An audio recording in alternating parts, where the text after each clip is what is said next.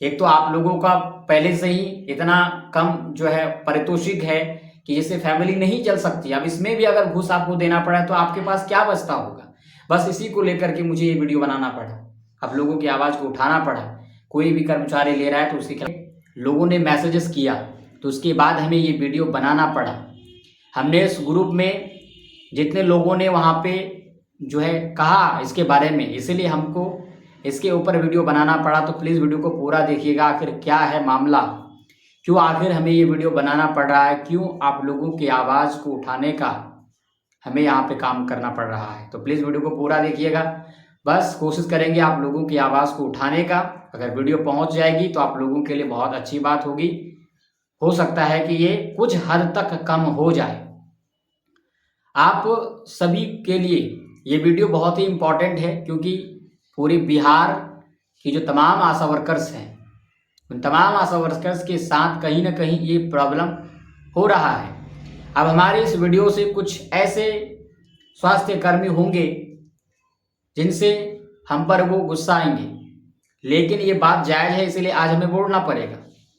भले ही आप इससे अगर हमसे नाराज़ होते हैं तो इसमें हमें कोई फ़र्क नहीं पड़ता है, लेकिन जो सच है वो तो हम अपने वीडियो के माध्यम से बोलेंगे। क्योंकि आप भी देखते हैं कि हम जो भी वीडियो बनाते हैं, चाहे वो कोई भी रहे, आप लोगों का नेता रहे, शशि यादव ही क्यों ना हो और भी कोई क्यों ना हो, अगर उन्होंने गलत किया है कोई चीज़ तो उसके बारे में हम यहाँ बोलते हैं। हम ये नहीं कहते, हम इसलिए बोलते हैं क्योंकि जो गलती की गई है उसको पता चले, उसको सुधार हो सके। हम उसका विरोध प्रदर्शन नहीं कर रहे हैं, हम नहीं कर रहे हैं कि आपकी नीति गलत है, आप गलत है, हम नहीं कहते कि आप गलत हैं, लेकिन हाँ आप जो काम करते हैं वो करने का तरीका गलत है, वो नीति गलत है। तो हम हर जो है चीज़ को देख करके ही हम कुछ भी जो है वीडियो में बोलते हैं। तो आज भी हम कुछ ऐसी बातें बोलेंगे जिनसे बहुत सारे आशा फैसिलिटेटर गुस्सा जाएंगे, लेकिन जो रियलिटी है रियलिटी है। हम जो भी बोलते हैं बेबाक बोलते हैं, इसमें कोई भी पर्दा नहीं होता है। जो सच है तो सच है और सच ही हम बोलते हैं। तो जब आज हमारे व्हाट्सएप में मैसेजेस आए तो मुझे भी गुस्सा आया कि आखिर इतना बड़ा करप्शन जो हो रहा है पूरे बिहार के अंदर, उन स्कीम वर्कर्स के साथ जिनको कुछ भी नहीं मिलता है, उनके काम के लिए जो उनको मिलना चाहिए वो नहीं मिलता है, तो उनके साथ अगर करप्शन होगा तो जायज़ सी बात है कि गुस्सा आएगा। तो मुझे भी गुस्सा आया और मुझे वीडियो बनाना पड़ा।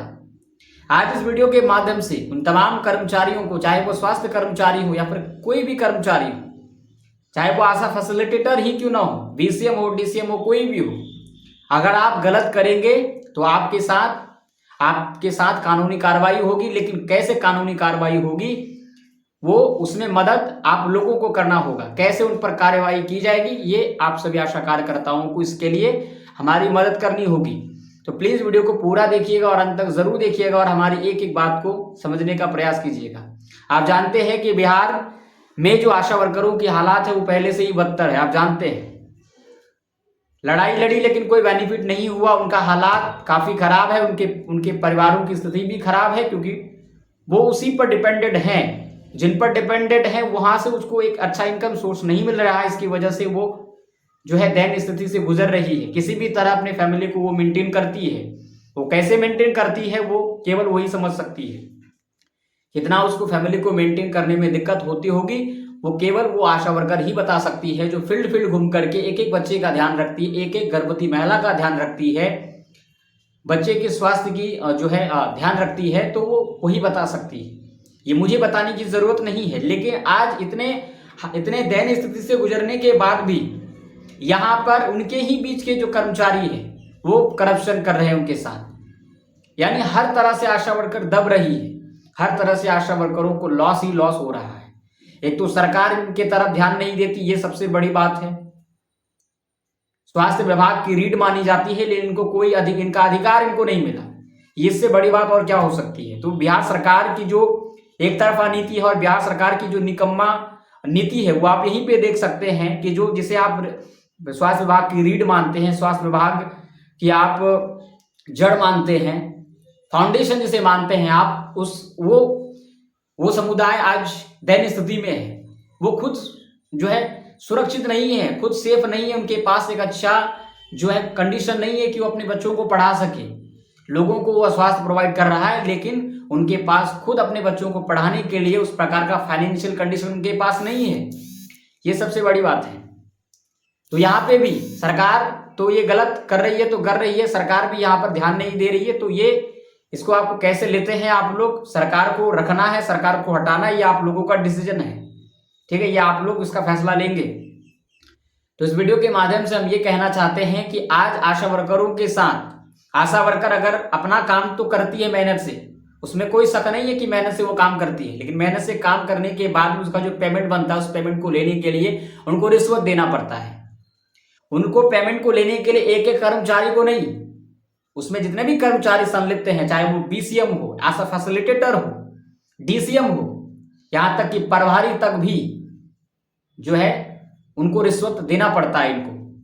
तो सोचिए, एक तो इतना कम इनका इनकम सोर्स है और उस पर भी इतने सारे कर्मचारियों को रिश्वत देने के बाद उनके पास क्या बचता होगा। तो किन हालातों में ये अपने आप को जो है सरवाइव कर रहे हैं, किन दैनीय स्थिति से ये लोग गुजर रहे हैं, ये लोग खुद ही बता सकते हैं। तो मैंने पहले भी कहा है कि अगर आपको इस करप्शन को खत्म करना है तो इसके लिए आपको ही प्रयास करना पड़ेगा। आज क्यों आशा फैसिलिटेटर आपसे पैसा ले रहा है? क्यों 500 1000 ले रहा है? बहुत सारे लोग कह रहे हैं कि हमसे 500 1000 ले रहा है। तो इसमें हम क्या कर सकते हैं? इसमें हम केवल आवाज उठा सकते हैं आपके, हम आपको बता सकते हैं कि अगर वो 1500 ले रहा है तो आप उनसे पूछिए किस लिए ले रहा है। अगर वो इलीगल ले रहा है, गलत तरीका है उनका लेने का, तो उस पर आप जो है आपके पास संविधान है, आपके पास कानून है, आपके पास भी लॉ है, आप उसका उपयोग कीजिए। आप कोई क्यों आपसे ऐसे ही पैसा ले लेगा? अगर किसी चीज का पैसा मांग रहा है तो क्या वो लीगल है? अगर नहीं लीगल है तो फिर वो क्यों लेना चाहती है? अगर लीगल है तो ठीक है, आप हमें लिख के दीजिए कि आप मेरे जो है इसके लिए पैसे ले रही है। लेकिन मुझे ज्यादा कंडीशन में ये पता चल रहा है कि आप लोग अपना काम अच्छा से नहीं करती है, इसलिए आप लोग उसको रिश्वत देना पड़ता है। लेकिन मैं उन आशा कार्यकर्ताओं से कहता हूं कि अगर आप अपना काम अच्छा से कर रही हैं, लेकिन फिर भी अगर आप उनको पेमेंट दे रही हैं, तो इसका मतलब है कि आप कहीं ना कहीं उनके नीचे दब रही हैं। आप अच्छा काम करके भी अगर आप उसको रिश्वत देना पड़ रहा है, तो इसका मतलब है कि आप जो है उस पर एक्शन नहीं ले रहे हैं। जब आप अच्छा काम करते हैं, सारा डॉक्यूमेंट आपका तैयार है, सारे रजिस्टर फुलफिल है, अपडेटेड है, तो फिर क्यों वो पैसे हमसे मांगेंगे? उनका काम केवल है सिग्नेचर करना, उसको वेरीफाई करना, वो पैसे नहीं मांग सकते। अगर पैसा मांग रही है, इलीगल है, तो इस पर आपको एक्शन लेना होगा। हम यहां से नहीं जाएंगे वहां कि आप इनसे पैसे क्यों ले रही है, आपको एक्शन लेना होगा। अगर आप काम अच्छा करती है, किसी को देने की जरूरत नहीं है, चाहे वो बीसीएम ही क्यों ना हो, उनको भी पास करना पड़ेगा। नहीं पास करेगा, बोलिए कि लिख के दीजिए पास नहीं करेंगे हम, अगर पेमेंट नहीं दीजिएगा तो। जाते हैं ऑफिस में, वीडियो कैमरा ऑन कर दीजिए, रिकॉर्डिंग चालू कर दीजिए, और बीसीएम क्या बोल रहा है बस उसको रिकॉर्डिंग कर दीजिए। रिकॉर्डिंग करने के बाद बस क्या कार्रवाई करना है वो तो आप जानते ही हैं, सीधे बस केस कर देना उसके ऊपर। कोई जो है आपसे, कोई भी सरकारी कर्मचारी, स्वास्थ्य कर्मचारी आपसे रिश्वत लेगा, लेकिन वो बच इसलिए जाता है क्योंकि यहां पर आप लोग अपना दिमाग नहीं लगाते। इसलिए पहले भी हमने कई वीडियो में आप लोगों को इसका समाधान बताया है कि इसका समाधान एक ही है कि जब आप जाते हैं ऑफिस के अंदर, बीसीएम से आप ये बोलने जाते हैं कि पेमेंट कब तक आएगा, या फिर उसको आपका काम नहीं हो रहा उसके लिए बोलने के लिए जाते हैं, तो आप वहां पर अपना कैमरा रिकॉर्ड चालू करिए, अपना रिकॉर्डिंग चालू रखिए, और बीसीएम क्या बोलता है उसको पकड़िए। अगर उसमें गलत बात उनका आ जाता है, कहीं घुसखोरी की बात आ जाती है, रिश्वत मांगने की बात आ जाती है, तो यहां पर कार्रवाई उनका शुरू हो जाएगा, और वहां जो है सीधे उस पद से उसका सस्पेंशन हो जाएगा वहां से। तो ये समाधान तो आप लोगों को करना पड़ेगा। आप जो है अगर नहीं हो रहा है तो आप मीडिया वाले को साथ में ले सकते हैं, वहां आसपास में होगा मीडिया वाला, उनको संपर्क में लीजिए और सभी मिल करके उसके खिलाफ प्रदर्शन करिए। जब तक आप नहीं करेंगे तो इसी तरह आप लोगों का शोषण होगा, और फिर आप लोग व्हाट्सएप में मैसेजेस करोगे। तो इसका समाधान हमारे पास नहीं है, हम आपके लिए कुछ नहीं कर सकते हैं। इसलिए हमने आपको कहा है कि अगर इस तरह का कहीं पर भी होता है तो आप इस पर खुद एक्शन लीजिए, संगठित होइए, वहां के तमाम पीएचसी के आशा कार्यकर्ता संगठित होकर के उस बीसीएम के खिलाफ आप लोग एक्शन लीजिए जो आप लोगों से रिश्वत ले रहा है।